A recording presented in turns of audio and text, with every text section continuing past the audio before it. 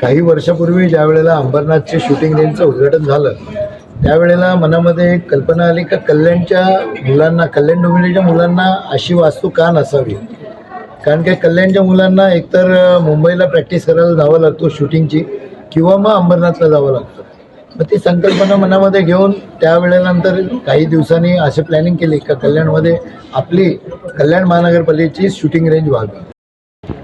या कल्याण पश्चिमेमध्ये झालं, ज्यामध्ये 10 मीटर आणि 25 मीटर या दोन्ही रेंजचा समावेश आहे. यासाठी मला वाटतं कल्याण डोंबिवली महानगरपालिकेने 80 लाख रुपये, विश्वनाथ भोईरजी यांच्या निधीमधून 40 लाख रुपये आणि त्याचबरोबर शासनाकडून 40 लाख रुपये असं 1,70,00,000 महापालिका एकूण निधी 95, विश्वनाथ भोईर 50 आणि बाकी 25.